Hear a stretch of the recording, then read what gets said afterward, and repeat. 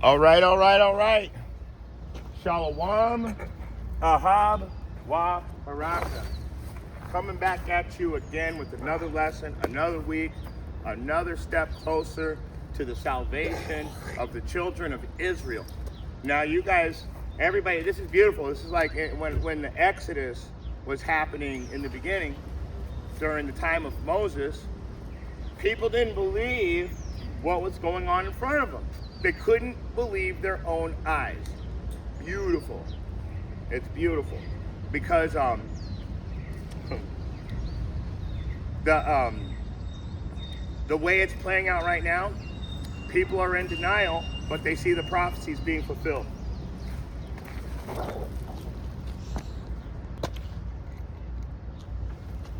All right, Salakia was kind of illegally parked and the person moved, so I was able to obtain a spot that's legal. All right, so like I was saying, the way the Exodus played out in the time of Moses is the same way it's playing out right now. We're watching the prophecies be fulfilled. We're watching everything happen in real time, but everybody's still in denial. And there's going to be a point where they're not going to be able to deny it any longer. And that's beautiful. In fact, today's class, we're going to go in on the on the Edomites.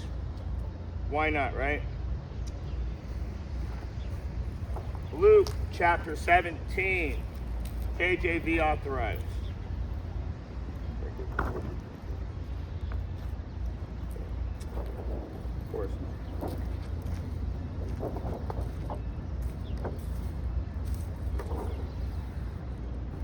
Authorized. There we go. So my son here, who's also my reader, he's been sick all week. He didn't want to sit at home. So he's going to hold a sign today, and I'm just going to have to read it for myself. So let's get right into it. Let's go to Luke 17 and 2. Let's start at 1. Luke 17, starting from the top. Then said he unto the disciples, it is impossible, but that offenses will come. But woe unto him through whom they come.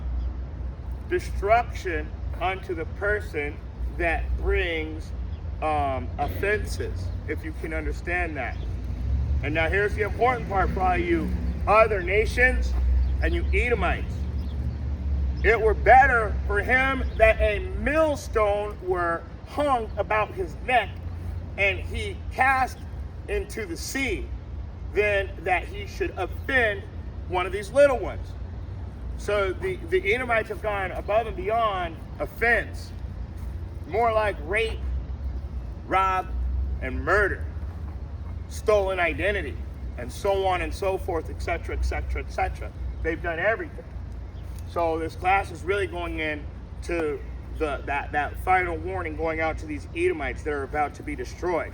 They know it. They can feel it in their souls, back deep, deep, deep in their subconscious. They know that they're about to go down. So let's go to the book of Ezekiel, chapter 35. And we're going to start from the top.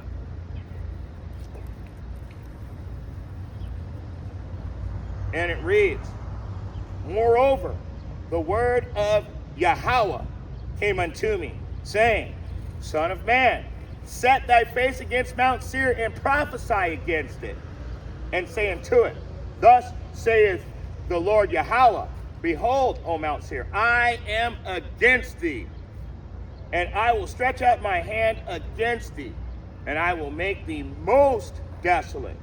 I will lay thy cities waste, and thou shalt be desolate, and thou shalt know that I am Yahweh.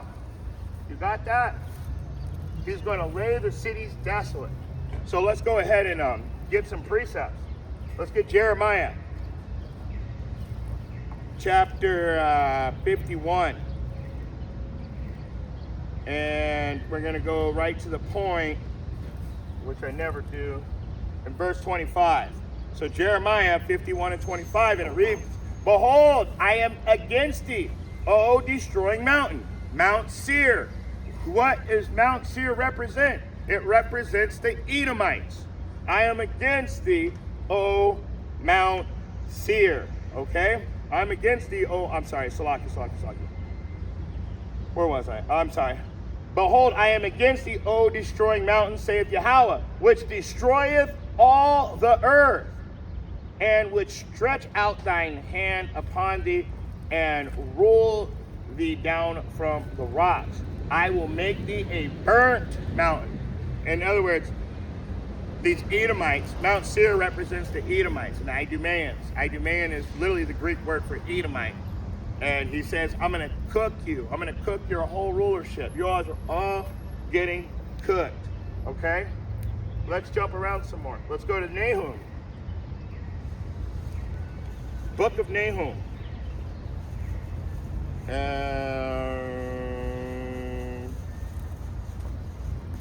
Chapter 3. Starting from the top. And it reads, Woe to the bloody city. It is full of lies and robbery. The prey departeth not. Woe to the bloody destruction. Total and utter destruction to this. Why is it a bloody city? Because this is the land of murder against the children of Israel. This is ground zero. So the noise of a whip and the noise of a rattling of the wheels and of the prancing horses and of the jumping chariots. It's saying the home of this greatness. The horse lifteth up both the bright sword and the glittering spear, and there is a multitude of slain, and the great number of carcasses, and there is no end of the corpses. They stumble upon their corpses. So it's saying that this place is filled with death. This place is filled with death. Woe unto them. Woe unto the bloody city. That's here. That's America. That's the here and now. Let me keep reading though. Because of the multitude of thy whoredoms, this is literally reading out your sentence, like for the things that you've done wrong throughout history, not just yesterday or today or in the last 400 years. We're talking throughout all history. You've been doing this. So, because of the multitude of the whoredoms of the well-favored harlot, that well-favored harlot is America, the mistress of witchcraft, that selleth nations through her whoredoms and families through her witchcraft. In other words, what do they sell? What do they tell you when you know that you're doing something wrong and you took a bag for it? You sold out. You sold your soul. So she is selling. Let's keep reading. Let's go over to the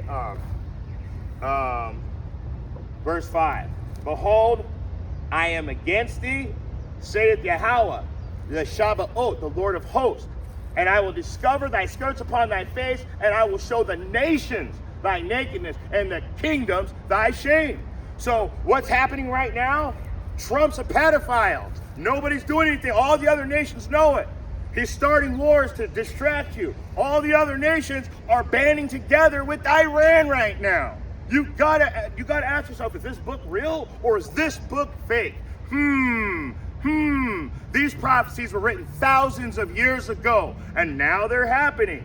Now they're happening. Let me read it again. Behold, I am against thee, saith the Shabbaoth, the Lord of hosts.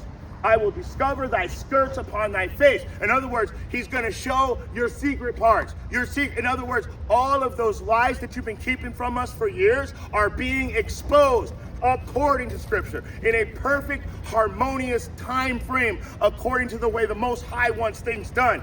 It's beautiful. All these things are coming to an end, and they're coming to an end. It's like the clock. You can see the tick on each second going by now, because we know that the end is near. Let's jump around some more. Let's go back over to Ezekiel. Book of Ezekiel, chapter 35.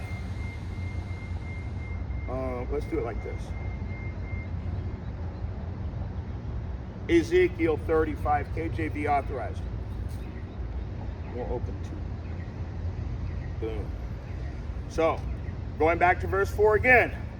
I will lay thy cities waste, and thou shalt be desolate, and thou shalt know that I am Yahweh. Let's get a precept on that. Let's go to the book of Malachi. Chapter, what does it say, 1? Malachi chapter 1, starting at verse 2. And it reads, I have loved you, saith Yahweh. Yet ye say, wherein hast thou loved us? Was not Esau Jacob's brother? Saith Yahweh, yet I loved Jacob. Okay? This is word for word out of the Bible. And I hated Esau, and laid his mountains and his heritage waste for the dragons of the wilderness. Whereas Edom saith, we are impoverished, but we will return and build these desolate places. Thus saith the Lord of hosts, ye shall build, but I will throw down. And they say, and they shall call them the border of wickedness, and the people against whom Yahweh hath indignation forever. Now we all know who the border of wickedness is. I mean, they've shown themselves, and they've made it very clear who they are. So let's get it in the Bible. Let's see if the Bible is right today. Revelation, who's the border of wickedness? Revelation 2:9. I know thy works and thy tribulations and poverty. That's talking about the real Israelites. Tribulations, trials, poverty. We don't own shit. We don't own anything. So how are we the ones that are ruling the earth as Israelites? Because if you go to Israel, the Israelis control everything. All your media stations, all you have to do is follow the money. And it goes right back to about 5 or 6 people. And they're all Zionists. That's all there is to it. So let's keep reading though. It says, I know thy works, thy tribulations, and thy poverty, but thou art rich. Why? Because we understand and we have Yahweh Bahashim Yahweh Shai. But thou art rich. And I know the blasphemy of them which say they are Jews and are not, but are the synagogue of Satan. Why does the Bible say that? Why is it written word for word in the Bible like that? Who says that they're the real Jews and are not? Who doesn't pay taxes? Who doesn't have to work, but our tax money has to pay for every little thing they do? We all saw upstate New York where they got like 13 kids to a house. We all saw in New Jersey where they've got like 13 kids to a house. They're pulling synagogues in neighborhoods, which is a code violation. That many cars up and down a residential street every day, 3 times a day. You know why they're doing that? You know why they don't stop praying and doing all that stuff and wearing black into the ground? That's all biblical scripture. They're trying to get their inheritance back. Remember, Jacob stole the inheritance. Jacob didn't steal anything. His mother told him exactly what to do. Honor thy father and thy mother. He kept the laws and honored his mother's rules, and she told him what to do. So where did he break any rules?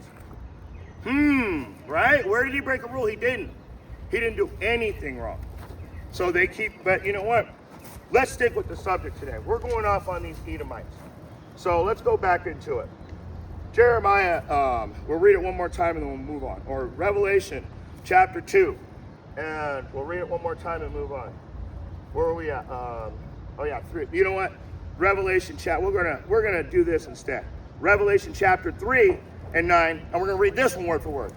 Behold, I will make them of the synagogue of Satan, which say they are Jews and are not, but do lie. Behold, I will make them come and worship before thy feet, and know that I have loved thee. So the people that are saying, and we've been telling everybody for a long time who we are. We've been telling you for a long time. And you know what? Most people stick their noses up, smirk, giggle, make jokes. They have something. All of a sudden, I've been out here for 5 years. I've been studying this. I have really read the Bible front to back, all the outside books. I've really studied. And people show up like they're the real scholars. You don't even know who you're dealing. You don't know who you're dealing with. I've been studying all my life. This book was given to me at birth. That's why I'm like, oh, I just had to write down a bunch of notes. Why? Because the Most High put my spirit in the right place. Not soil a seed, my brother. Let me get some cash. That's all lies too. And where did we learn that from? Our oppressor.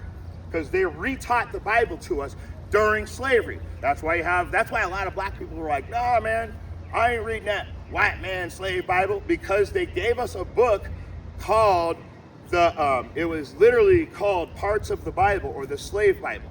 And it would only have the parts of the Bible where we went into slavery and how to serve our master. And so you ask, and these people, like, they've never realized that there's a part in each slavery where the Israelites are going to be set free. So they skipped all that. The slave Bible was like that thick. So all this stuff these are just facts. We're here with the facts. Most people hate, you know what? The truth hurts. That's all there is to it. The truth hurts. People hate the truth. People want to be in like this whole weird place where nothing goes wrong and it's all a freak of nature. That's not true. Everything happens for a reason. In fact, in the book of Job, it tells you that the Most High puts the Spirit on you to do what you're doing right now. Job 33, starting at verse 14 through 16. In a dream, in a sleep, in a vision of the night, when deep sleep falleth upon men in their slumberings, that's when he seals your instructions. So who has free will? Who's got the free will now? Your instructions were sealed. Even if you fucking took a little peek and looked over here, you were told to by the Most High. You stick your nose up and think I'm wrong, you were told to by the Most High. Yeah. Straight up. You guys don't know, but you're going to find out soon. You're going to find out. Let's stick with this. Give me, oh wait, you're not even reading today. Let's go to the book of Nahum. Did we already get Nahum? Nahum, let's go to Ezekiel 34. Yeah, I don't even remember now. I'm already into it. Going back to Ezekiel,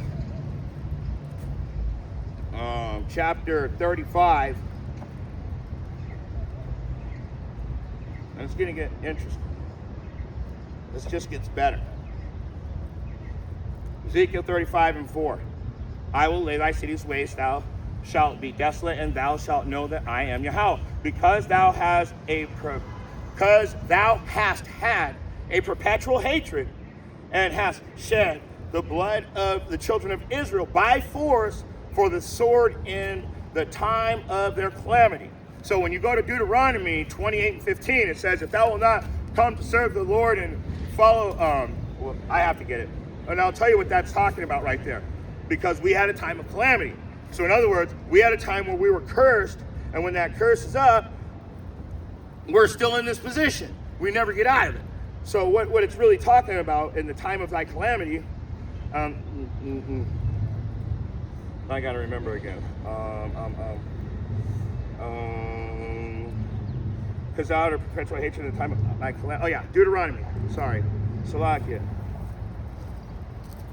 Deuteronomy chapter 28 and starting at verse 15.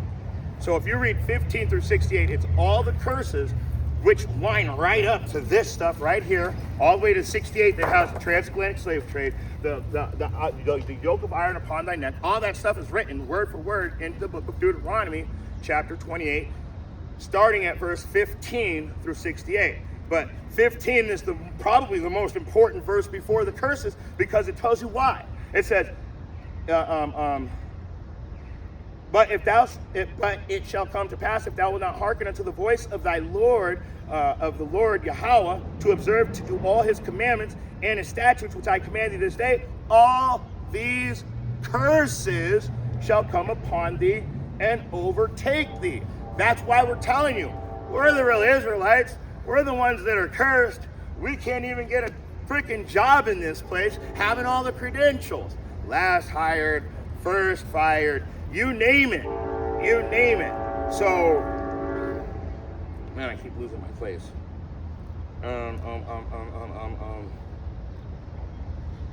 Oh, yeah. So, like I said, it clearly tells you that we have laws, we have statutes, we have direct commands that we're supposed to follow. And if we don't, then we're going to suffer consequences. When you don't do what your parent says, clean your room, or I'm going to take your PlayStation away for a week. Well, you didn't clean your room, now there's consequences. So people say, this God, I don't like this God's a hateful God. My God's all love. Well, my God's a perfect balance. He's going to whoop your ass when he shows up. Guaranteed, just like a parent would do to a bad child, because that's real love. To correct. Correction is true love. But with these other nations, there is no correction. Remember, you guys are all less than spittle. You're less than spittle. The Most High ain't dealing with you. And this ain't a complexion-based doctrine. Because if you read the whole Bible, it tells you that we were scattered from one end of the earth to the other. So in ancient times, these brothers right here, that's what the Israelites look like. But in today's age, I have a son that came out white. So now what? You are the seed of your father. So if my son came out white, what does that make him? The seed of his father. I'm an Israelite. I'm from the tribe of Judah. So I know who my family is. I know my grandmother is a Gadite.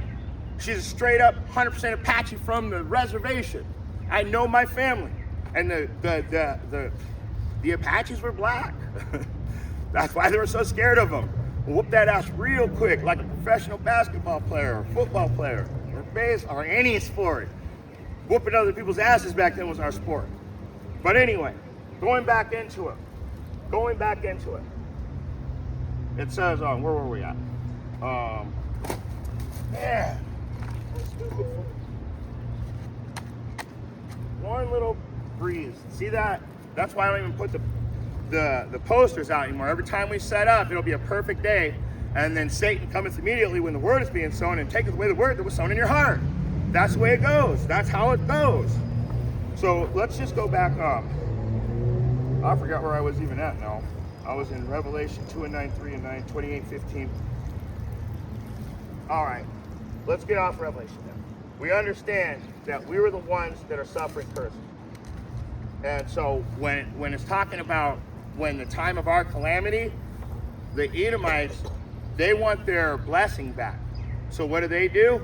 They try to help destroy us instead of get their brothers back. You got to remember, Jacob and Esau were twin brothers. But they didn't look alike. They were fraternal twins. And this is where everybody gets it wrong. See, the problem is that Jacob wasn't explained because in that time, like I said, the people were black. That's all there was to it. It was a very dark, melanated people. Jacob was dark like his mom and dad. Esau came out red all over like a hairy garment. In other words, his blood showed forth through his skin. He was pale. He was a pale-faced redhead. And so people get mad about that. I don't know why, because that doesn't make or break you. The spirit inside of you is what makes or breaks you. Who your ancestors are. Now, Esau was born to be hated. He was born for these things. He was born to fulfill the prophecy of that character in this book. And he's doing a great job at it, I have to say. I mean, he went over the top, just like the Bible said he would do. So going back into Esau, let's go to the book of Joel.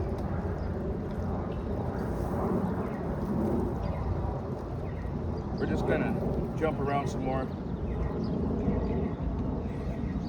Chapter 3, and we're gonna start at verse 19. Egypt shall be a desolation, and Edom shall be a desolate wilderness, for the violence against the children of Judah, because they have shed innocent blood in their land. That's why, that's beautiful too, because everybody wants reparations. I don't care about your money. Your money is not reparations for me. It couldn't be. How can you put my fucking enemy's face on something and then hand it to me and tell me that I've been paid? How does that work? According to Scripture, your blood has to flow across this land for everybody to be at peace. That's the real truth. So that's the real reparations. The wicked have to die. And they have to die a painful death.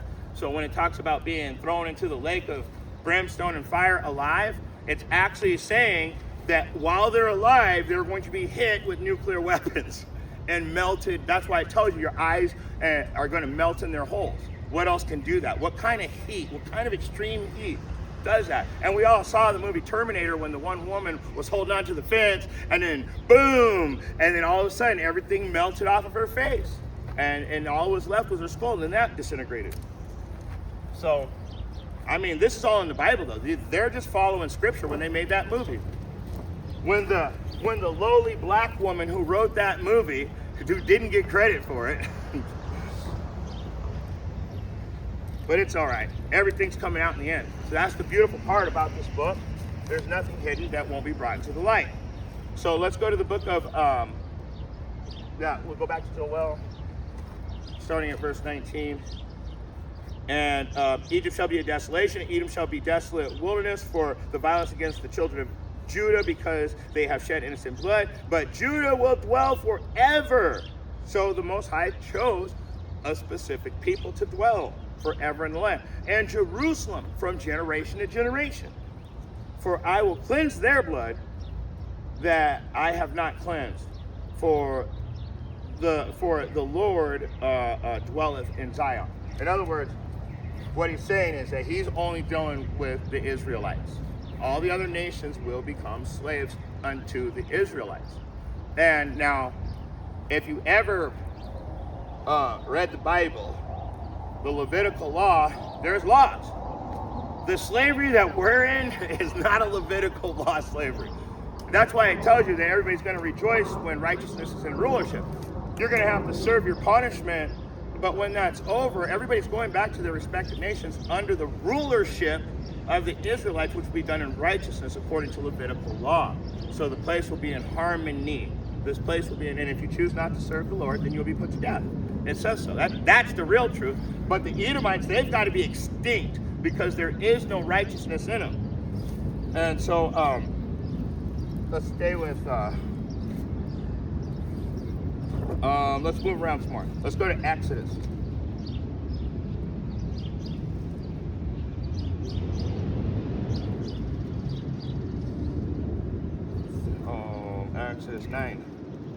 Exodus 9 is starting at verse 14. But I will kindle a fire in the wall of Rabbah, and it shall devour the palaces thereof with shouting. Oh, I'm sorry. It's 16:11. And it's written kind of, some words are not written the same. With shouting in the day of battle, with a tempest in the day of the whirlwind, and their king shall go into captivity, he and his princes together, saith Yahweh. And who is the modern day prince? That is our government. That is our government. So our government and all their constituents and everybody that was lobbying for some cash, you got guys going in that make what, like $80,000, $100,000 a year in the government. And then you got a doctor that makes $80,000, $100,000 a year. The doctor will be driving, like, maybe he'll have a Lexus or a Mercedes. I mean, maybe he'll have a 15-foot open bow boat. Then you go to the congressman, makes the exact same amount. It's got a fucking yacht, the length of the street, 8 cars, and a mansion the size of the building. And you're like, wait a second, how much does this guy make? $80,000 a year? Well, you know, lobbying. So, and what is lobbying? It's when a rich, like a corporate business owner comes in and says, if you do this for me, I will pay you. Why do you think our government is so messed up and corrupt? Because anything that the corporations want to do, they just pay off the government and they say, sure, sign right off on it. And a perfect example of that is Trump. He spent the first 3 months in office just literally morning till night signing executive orders, purposely destroying the country. He told you, I'm the first Jewish president. Why? So anyway, let's keep it up. Let's keep going. Going back over to Exodus 14 and 15. And like I said, the kings shall go captive. So all of the rulers that you see now, that's why it says that the ones that are really high above you will come down real low, because he's going to take them out of their rulership and turn them into slaves. That's all there is to it. And it says you got to have twofold what you did to us. Now, we're not doing much to other people. The weapons of our war are spiritual, not carnal. So, you know, we're not doing anything. I'm not soiling a seed. I don't carry an offering plate. I don't want money from people. I have my own money. The Most High already provided for me. I don't need other people's anything. So you don't have to soil a seed over here. You just got to get your notes right. You got to get your mind right. See, this is actually done in righteousness. This isn't done just for notoriety or for clout. This is literally just done because the Most High said, go out into the highways and hedges and preach to the wind. The wind are the Israelites that don't know who they are walking by, and they hear the word. This is the truth. You are never going to find the truth inside of a building built with man's hands, and that is written in the Bible. So when they pass that offering plate around, you know that it's a business. It's a business. It's nothing to do with this book, because I've never heard anybody read any of the scriptures that I bring out, and they're all in the same book. How is that possible? It's weird, right? Is that weird? I mean, that's weird to me. That they'll tell you that they'll tell you that if you accept Jesus as your Lord and Savior, which was taught to you by the oppressor during slavery, that you're saved. And the laws are done away with. Yet the world is crumbling. No one seems to be safe. And every time someone breaks a law, they receive a consequence. They might be lying about that too. They might just be lying about everything, right? I mean, everything is a lie. Let's go back over to Ezekiel 35. I'm trying to keep Ezekiel 35. Ezekiel 35, KJV authorized. Boom. Verse 5. Because thou hast had a perpetual hatred and hast shed the blood of the children of Israel by force of the sword in the time of their calamity, in the time that their iniquity had an end. So you guys showed force when we weren't in any trouble. Therefore, as I live, saith Yahweh, I will prepare thee unto blood, and blood shall pursue thee. Since thou hast not hated blood, indeed blood shall pursue thee. So if you, and that's beautiful, because today's society is all death, skulls, witchcraft, witches and warlocks, satanic worship, and that's on the surface. And that's just for fun. I mean, I've been telling, these guys have never gone out trick-or-treating. They've never celebrated Christmas. They don't celebrate birthdays. None of that's in the Bible. It says there was never a righteous man that celebrated his own birthday. And you gotta ask why? Because that's self-worship. How are you gonna self-worship and still worship the Most High? That's crazy. That is crazy. Christmas is in the Bible. We all know that. It says, don't go out into the forest. Do not put a tree in your house decorated in silver and gold. Wow. Why doesn't the church teach you that? No, they have a Christmas program. See, this is how you know it's a business. And that whole business started from our oppressors. They taught us all these new things. That's why nobody likes the Bible to this day, because they don't understand it, because they've been taught against it. So going back over to Ezekiel 3 and 5 again. Because thou hast had a perpetual hatred and hast shed the blood of the children of Israel by force of the sword in the time of their calamity, and in the time of their iniquity it was at an end. And let's go to Obadiah and confirm that in the book of Obadiah is literally telling you the consequences of the Edomites for their wrongdoings. So we're going to jump up to we'll read verse 1, and then we're going to jump up to verse 10. The vision of Obadiah. Thus saith Yahweh concerning the Edomites, we have heard a rumor from Yahweh, and an ambassador is sent among the heathen. Arise ye, and let us rise up against her in battle. That ambassador is an angel from heaven, just like in Sodom and Gomorrah, when those angels, he sent an ambassador down. He's like, I'm going to come out here and check and see what you guys are doing. We're about to check on you. So now jumping down to verse 10, for thy violence against thy brother Jacob, shame shall cover thee, and thou shalt be cut off forever. And the day that thou stoodest on the other side, and the day that the strangers carried away captive his forces, and foreigners entered into the gates and cast lots upon Jerusalem, even thou wast one of them. You were out there trying to get us too. Shame! You got a whole chapter about how you're going to get taken out too. That's why this is a book. This whole class is about the Edomites. They're going to be like a fading dream. You know what a fading dream is? When you wake up, you're trying to remember the dream, and it just keeps going further and further away. You're like, fuck it, I can't remember it. That's how the Edomites are going to be when the Most High gets done with them. You're just going to be done. You're going to be done, son. You're going to be done. So where was I? I was at Obadiah. So go back to verse 10.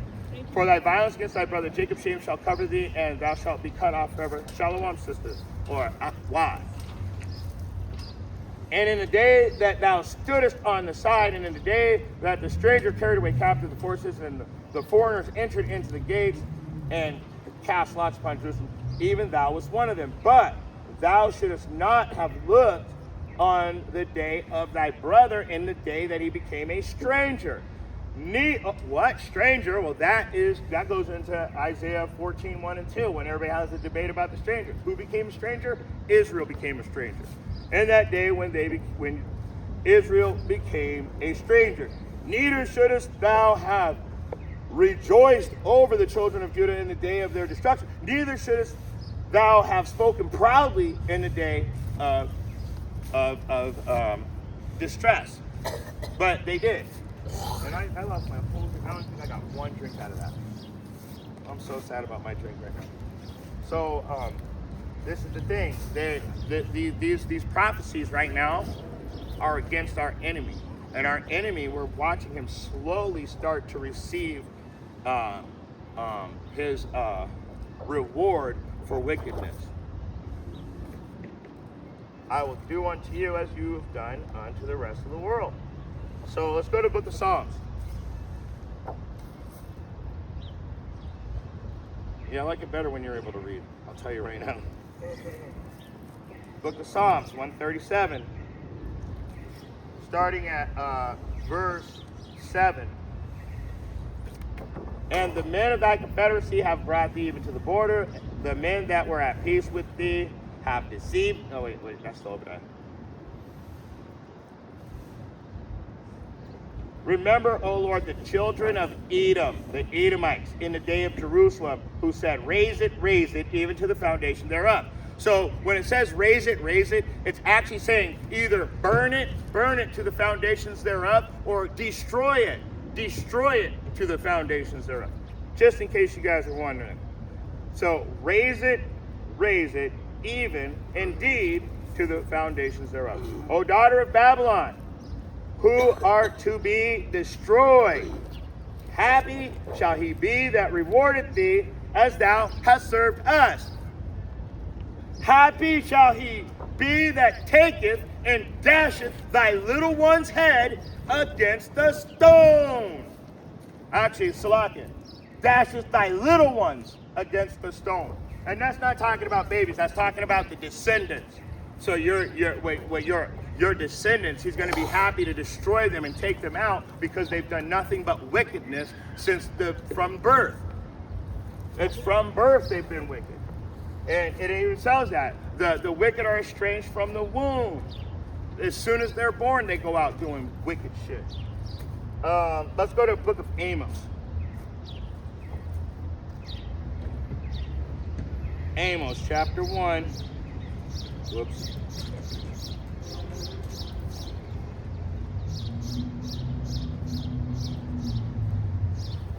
And going down to the 20 and 11. Thus saith Yahweh, for 3 transgressions of Edom, and for 4 I will turn away the punishment thereof, because he did pursue his brother with the sword, and did cast off all pity, and his anger did tear perpetually, and he kept his wrath forever. So unto this day, we're still being attacked by these Edomite scumbags that are the rulers over us. Don't you guys get it? Job 9 and 24 clearly states, the earth is given into the hands of the wicked.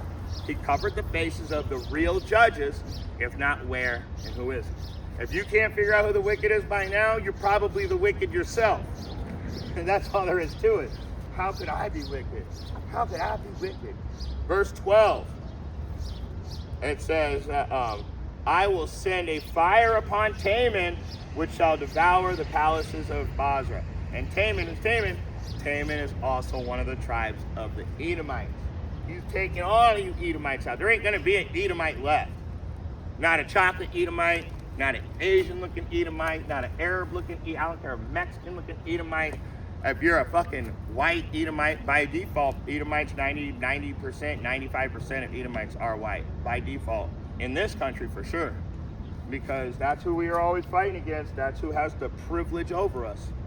But, like I said, it's not complexion-based, because when it goes into it, you're going to find out there's a bunch of chocolate-ass Edomites, too. And they're all, and there's Israelites. Black, white, Mexican, Asian, Arab, you name it. You've got Israelites scattered to the four corners of the earth that outnumber the sand of the sea.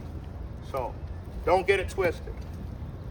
But let's go back over to Ezekiel chapter 25.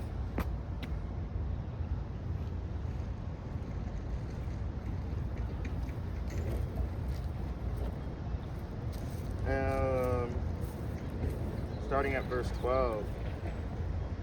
Thus saith Yahweh, because that Edom hath dealt against the house of Judah by taking vengeance, and hath greatly offended, and revenged himself upon them.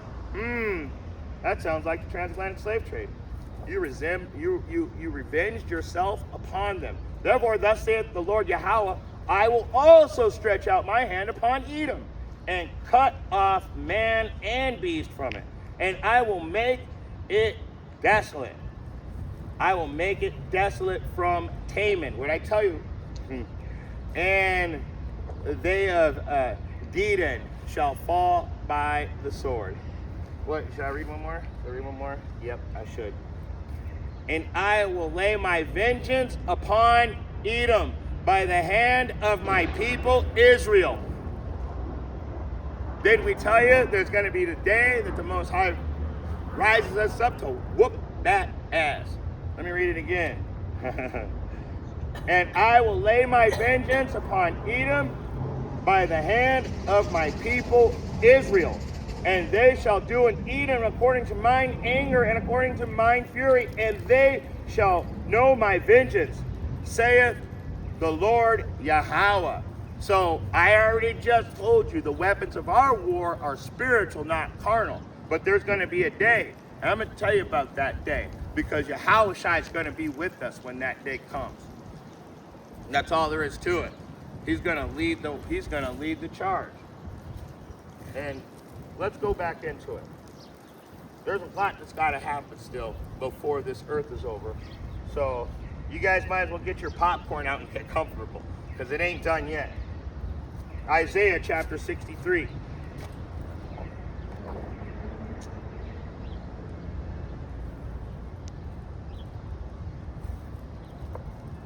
Isaiah Salakia.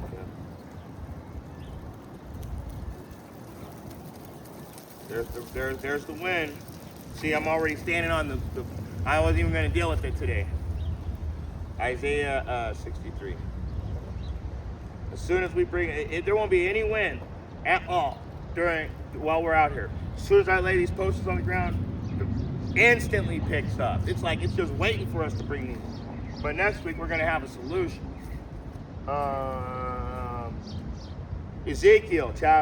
Isaiah chapter 63, starting at verse 2.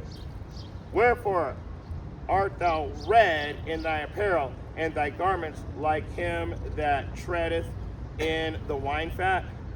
I have trodden the winepress alone. Let me start at verse 1. Who is that cometh from Edom with dyed garments of Basra?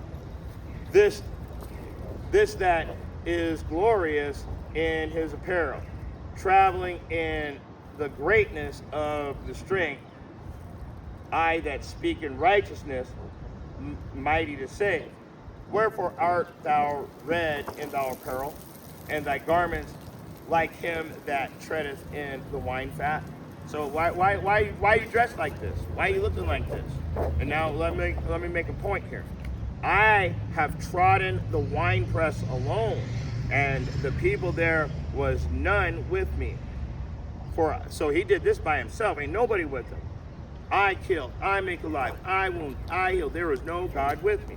I will tread them in mine anger and trample them in mine fury. And their blood shall sprinkle upon mine garments, and I will stain all my raiment. I would hate to be on the receiving end of this ass whooping. That's all I know. Let me keep reading though. For the day of vengeance is mine heart. It's in his mind. And the year of my redeemed is come.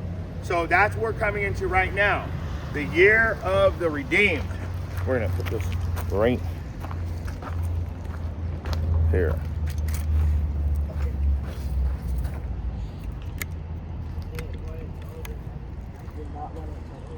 I know, it's like right in the sun. No, I'm right in the sun too.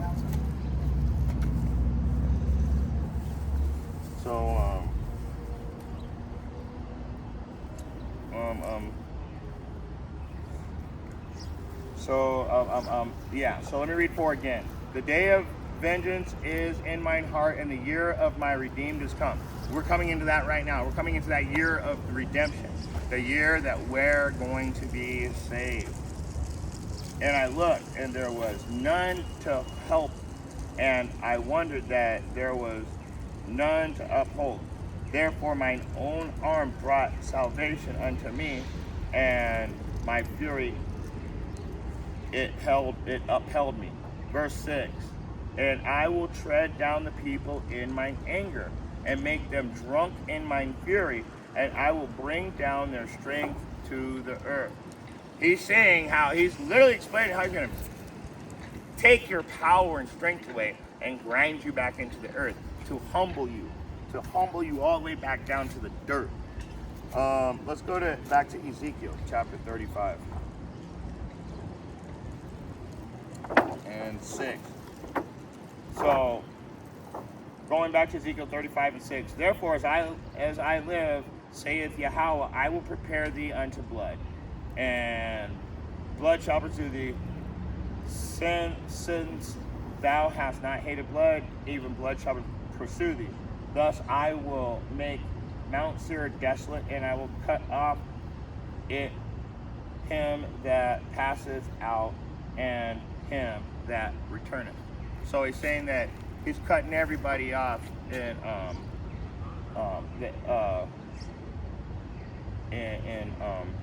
the bloody city, which is Babylon, which is Mount Seir, which is the Edomites. He's going to cut you guys off. You're the only ones that live by the sword, and by thy sword shalt thou live, right? The earth is given into the hands of the wicked. Don't you understand? That's why he says you haven't hated blood, because you live by the sword. You love that. So where am I going to go to? Verse.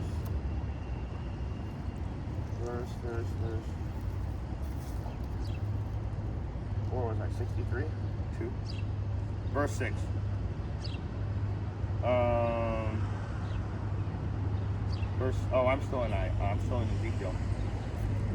Verse 7. Thus will I make Mount Seir desolate, and cut him off from it him that passeth out and returneth.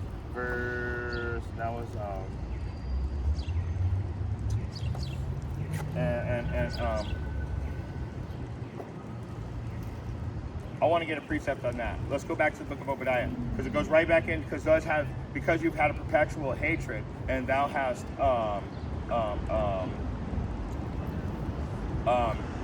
has not hated blood, even blood shall pursue thee. I got to show you something real quick. Since you haven't hated blood, and blood shall pursue thee, we got to go back to Obadiah really quick and go to verse 15, and it reads, for the day of Yahweh is near upon all you heathen. As thou hast done, I told you already, it shall be done to thee. Thy reward shall return upon thy own head. So you got to understand, your reward is coming soon. That's why we're coming into the day of the Lord. Now let's go back over to Ezekiel chapter 35.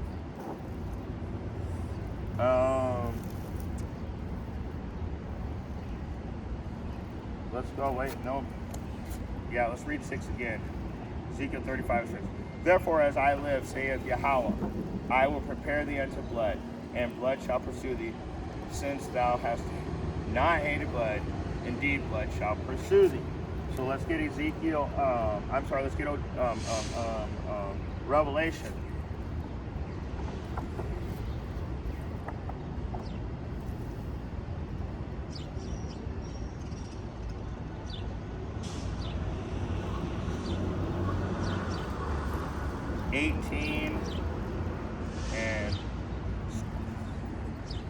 And this is beautiful.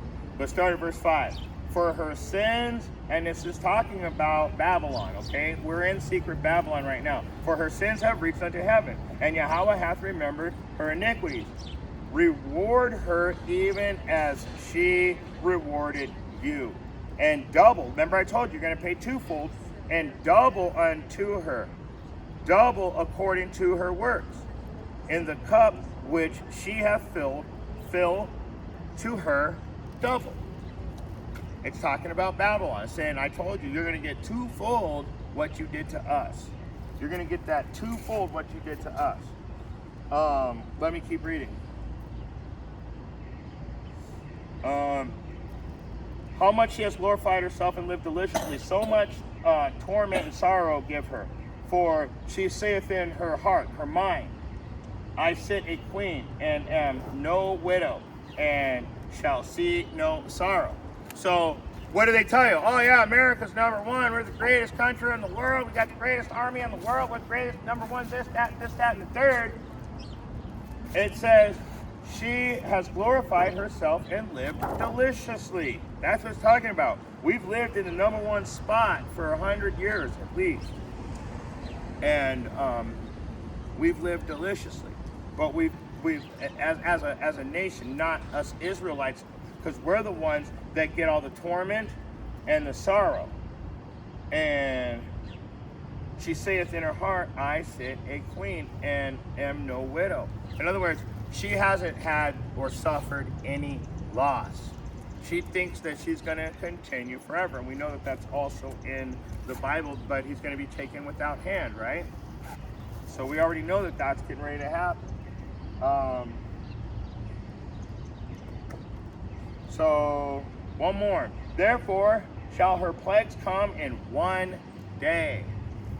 Death and mourning and famine, and she shall be utterly burned with fire, for strong is Yahweh who judgeth her. And you know what's really cool about that? If you watch the news and you see like how you'll be just sitting there and you'll see people just having a normal ass day, and then the radar shows the missile coming in, and then when that missile hits, it's total and utter destruction. So in that day, everybody's just going to be all normal, and then boom, chaos everywhere. And we're watching it happening in Israel right now. Those people are fleeing the country.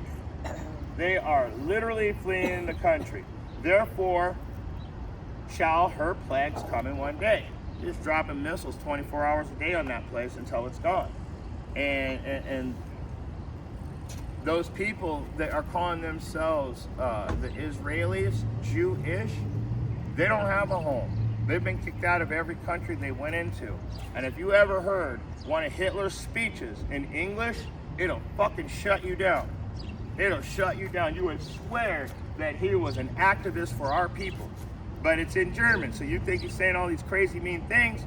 But I've heard the speeches in English, and I'm telling you right now, this guy really went after the small hats because they were trying to change Germany, and he was saying Germany's going to stay the way it is. They were stealing all the money.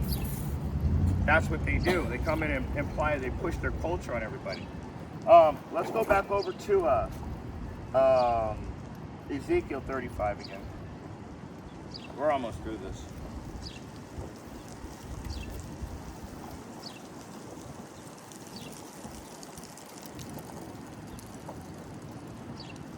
I gotta stop going away from Ezekiel 35. I need to keep it up. Ezekiel 35 and verse 7. Thus I will make Mount Seir most desolate, and cut off from it him that passeth out and returneth. 8. I will fill his mountains with slain, and in thy hills, and in thy valleys, and in thy rivers shall they fall that are slain with the sword. So he's telling you very clearly that he's going to take everything out. Everything is getting taken out because everybody's wicked. He's taking out all the wicked. That's why there's going to be so many slain. And all of Edom is wicked. All of the other nations, for the most part, are wicked. Everybody's turned their back on the real Yahweh Bahashem Yahweh Shai. They have nothing but bad things to say, then they go to their fake gods and worship. So everybody's going down. But what is the sword? He said, I'm going to take you out, right? And he said, and I will fill his mountains with his slain men in thy hills, and in thy valleys, and in thy rivers shall they fall that are slain with the sword. So what is that? That in that context, what sword is he talking about? Let's go to the book of Psalms.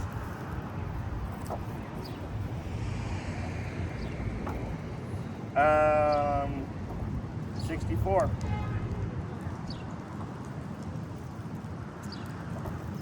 Verse 7. And it reads, what is the sword? Because he said he's gonna slay them with the sword, right? So listen to this. This is Psalm 64 and 7. But Yahweh shall shoot at them with an arrow. Suddenly shall they be wounded. And so that arrow, that sword, and the arrow, that's the modern day weapons that we have. So when he shoots that arrow, he's going to cause our oppressors to start doing what they're doing right now. They're shooting modern day arrows at each other. And that is your missiles. Pretty soon, they're going to shoot the big one. And that's going to be a fun day. That's going to be the day. So let's go to Jeremiah chapter 51.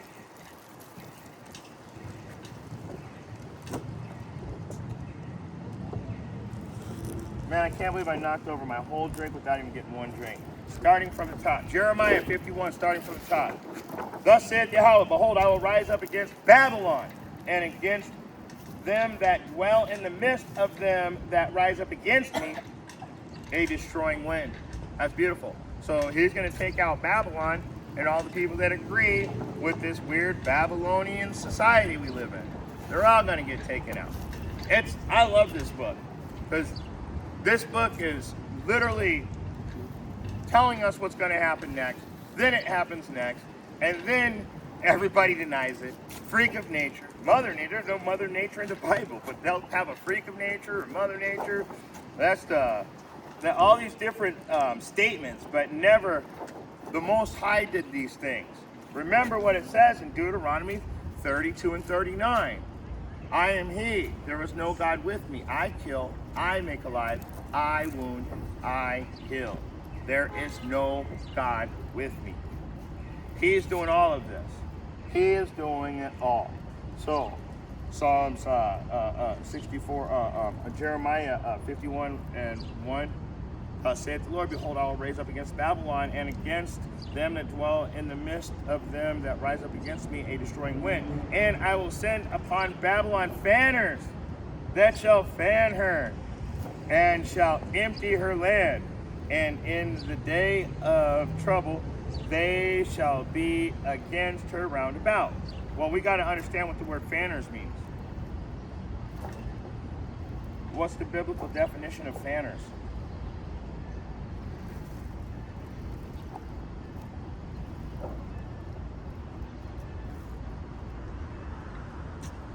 Oh my gosh. Always something.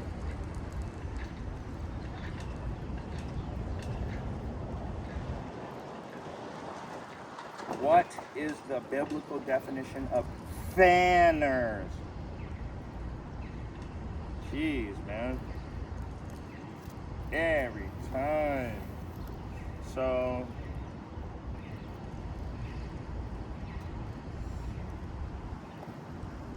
the fanners, and they will fan. So you know what fanners are?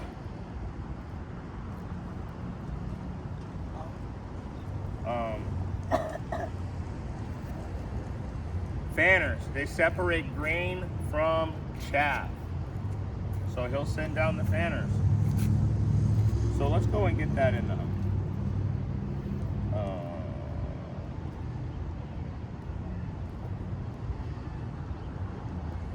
Jeremiah chapter 51, KJV, Blue Letter Lexicon.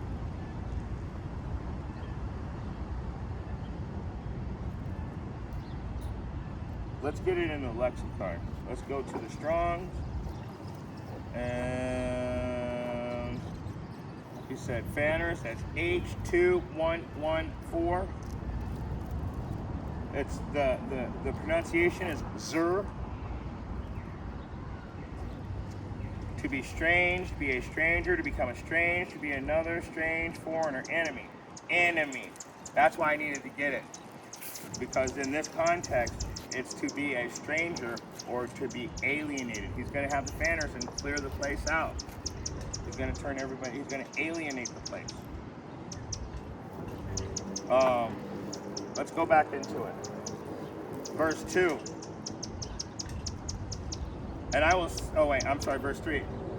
Verse 2 and 3 together. And I will sit upon Babylon fanners that shall fan her and shall empty her land, for in the day of trouble they shall be against her round about. And that's talking about the other nations against Babylon. And against him that bendeth, let the archer bend his bow, and against him that lifteth up and his brigandine, and spare ye not her young men, destroy ye utterly all her hosts. One more.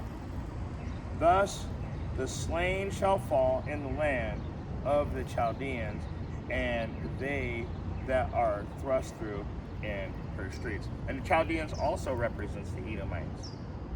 This is the land of the Chaldeans right here. Just like it's the secret Babylon. Just like it's everything kind of metaphorically points to America being that end time place where the Israelites are going to be when everything goes down. That's what it's talking about. So we got a couple more verses and we're going to shut it down. Going back to Ezekiel chapter 39. I did it again. Ezekiel chapter 39 and verse 4. And it reads, Thou shalt fall upon the mountains of Israel, thou and all thy band, and the people that is with thee.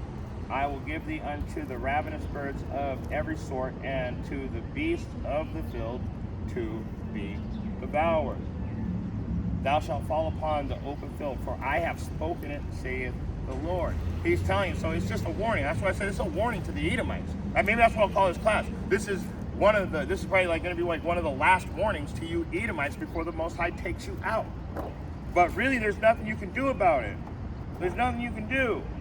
I will send a fire on Magog, and among them that dwell carelessly in the isles, and they shall know that I am Yahweh.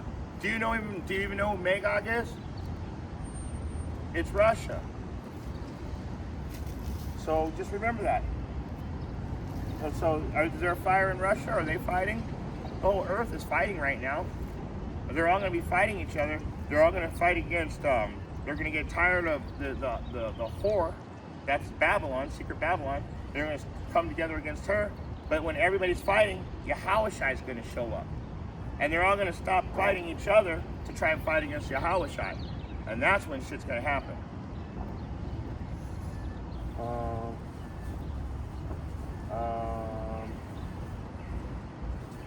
So Ezekiel chapter 39, starting at verse 5.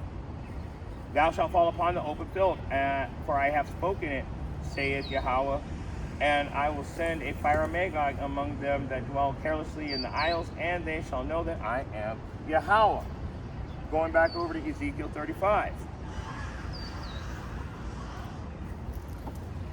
in the islands, in Russia, anywhere you go, he's going to let you know who he is. And you're going to be wishing that you were one of us. Right now, everybody's laughing at us. But in the end, they're going to be wishing that they were us. And they're starting to wake up to that fact. People are starting to realize who we are. See you next week. I got something to do. All right, man, you have a really good week. Ezekiel 35, starting at verse 9.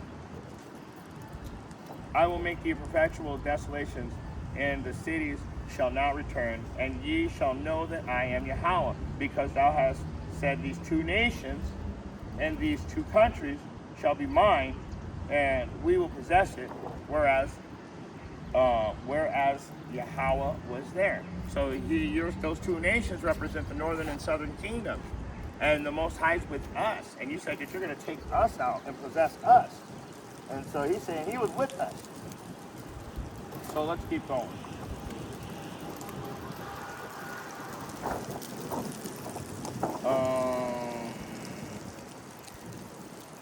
What was that, 9? And then 10. Okay. Psalms 83. Sorry, I'm going through all my notes today. Go through all my notes. I went this morning and put all these notes together, so I'm going through them. Psalms 83, and starting at verse 3. And it reads, they have taken crafty counsel against thy people and consulted against thy hidden one. They have said, come, let us cut them off from being a nation, that the name Israel may be no more in remembrance. What did I just tell you? That they said that these two nations, these two countries, I'm going to take them as mine. They're trying to cut us off. They want to make them. And if you look into today's society, they want to cut you off and take your name. Sounds like stolen identity to me. So partially they've like somewhat succeeded in what they're trying to do here. If you think about it, they've somewhat succeeded. It says that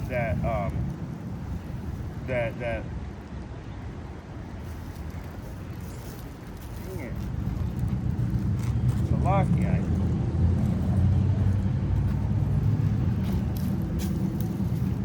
Oh, just keep Ezekiel up, man. Jeez, I keep going away from it.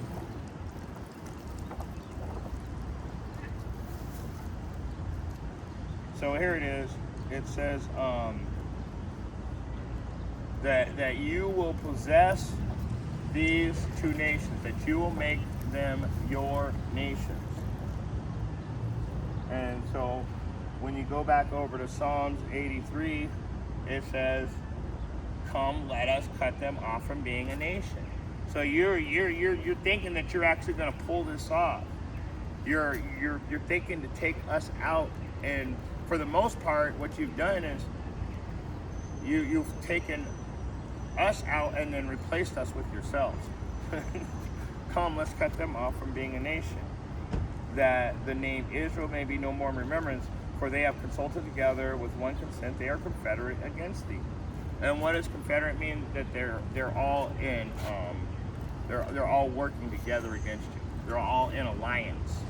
So to be confederate means to be in alliance.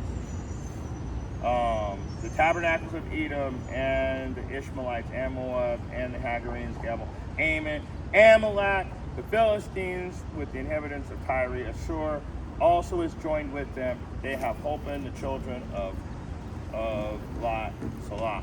So, I mean, the more you go, the more you find out every nation's pretty much involved with this. But the Edomites are the rulers right now. They're the top nation. They're the top tribe of people. So they're ruling with the wicked hand. That's why it tells you in Revelation 18:4 that all the nations are drunk from the cup of her iniquity. Let me get it real quick. 18:4. And I heard another voice from Revelation 18:4, and it reads, and I heard another voice from heaven saying, come out of her, my people, that you be not partakers of her sins, that you receive not of her plagues. Okay? Wait, what was that? No. Now my mind went with 83 and 85.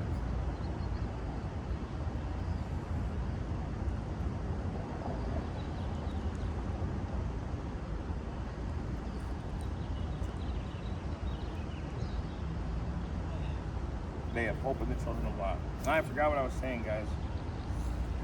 Going back into Ezekiel. Kind of forgot what I was saying right when I was saying it. I got all these a bunch going through my head at once.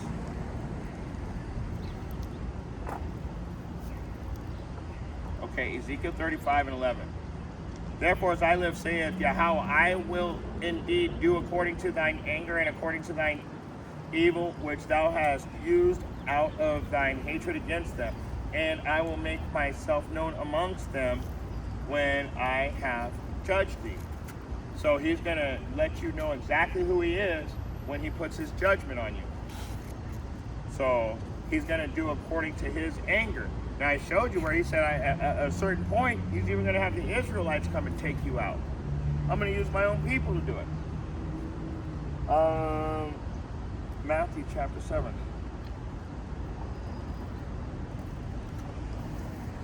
I'm going to switch in Matthew chapter 7 real quick, I think.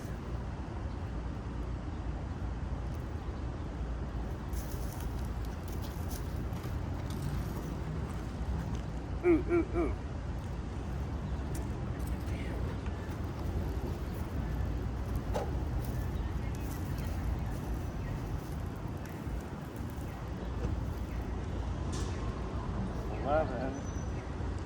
35 and 11, therefore saith the Lord, I will do it according to mine anger and according... Let me read 11 again. Therefore, as I live, saith Yahweh, I will indeed do according to thine anger and according to thy envy, which thou hast used out of thy hatred against them, and I will make myself known among them when I have judged them. So then the judgment of the Most High is what's coming next. And it tells you, for with what judgment ye judge, ye shall be judged. And with what measure you meet, it shall be measured to you again. So that's what he's saying. He's going to do according to his anger all the things that you did to us twofold. Wow, you guys are going down. Psalms.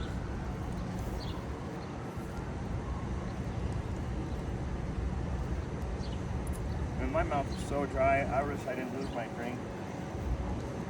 Psalms 9 and 16. Psalms 9 and 16. The Lord is known by the judgment which he executeth. The wicked is snared in the work of his own hands. Okay? That's beautiful. The Lord is known. And doesn't he say, when I execute my judgment, then you will know that I am the Lord? So he's known by that judgment. So you guys are about to find out. Everybody says that God is all love. Well, the God that I'm looking at right here, it sounds like he's going to love whooping your ass. Ezekiel 35 and 13.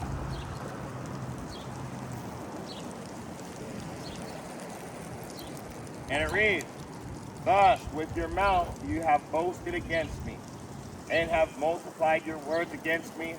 I have heard them. That's all of the scoffing and the blasphemies and all the horrible things when you open your mouth and the words come out of them against Yahweh Bahashem Yahushai, and you mock and you joke and you snare, you gnash your teeth, all that. That's what that's talking about. He's heard it all. He has heard all of it. Let me get 14. Thus saith Yahweh, when the whole earth rejoiceth, I will make thee desolate. So in other words, the only way this earth is going to be able to be in harmony and peace and rejoice is when he gets rid of the Edomites. Okay? Let me get Matthew.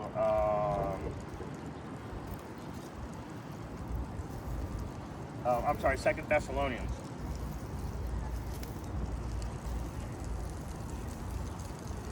Chapter 2. starting at verse 2. I'm sorry, 2 Thessalonians chapter 2 and verse 4. Who opposeth and exalteth himself against all that is called Yahweh, or is worshipped, so that he as Yahweh sit in the temple of Yahweh, showing himself that he is Yahweh. See, that's another perfect example of why these Edomites got to be taken out. They think that they're the gods of this earth, and they're not. In fact, they are less than spittle. Did I really fucking do that again? Jeez, man. I'm starting to get irritated at myself. I want to keep one chapter up, and I keep erasing the chapter. Psalms 83 and 12.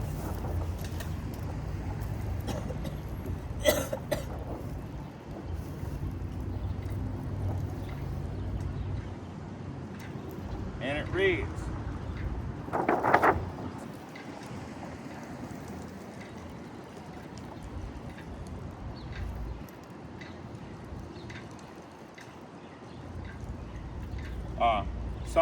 Psalms 83 and 12, and it reads, who said, let us take to ourselves the house of Yahweh's possessions?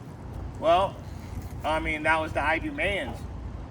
In the book of Obadiah, the Idumeans are also the Edomites, or however you want to call them. They're the ones that did that. They're the ones that said that they were going to take that for their own, that they were going to take us out, they were going to deal with us wisely, they're going to cut us off from being a nation, they were going to take our lands and our countries. They did all these things too, but they build, and the Most High is getting ready to throw down. He is going to smash this place. Let's get a couple more verses and we're done. Ezekiel chapter 35, which I went away from again, of course. Anything the devil can do is stop it. Anything Satan can do spiritually just to throw your mind off a little bit. Ezekiel chapter 35 and 15. As thou didst rejoice at the inheritance of the house of Israel, because it was desolate. So you enjoyed our inheritance because the Most High was punishing us. So will I do unto thee. Thou shalt be desolate, O Mount Seir, and all Idumea. Like I told you, Idumea is the Greek word for Edomite. Indeed, all of it. And they shall know that I am Yahweh. Zephaniah 3 and 15. Zephaniah 3 and 15. Zephaniah 3 and 15. So we know that the Most High is coming to save us. And that's a great thing. Most people don't have something to look forward to. They've already enjoyed their great reward. They've already enjoyed their inheritance, their blessing. And now their time to come to pay. Well, we've spent all generations paying and never got to enjoy our inheritance. We've never enjoyed a blessing. We've only been pushed into the ghettos, into the bottom, into the corners of the earth. And those days are about over. Those days are almost done. So going over to Zephaniah,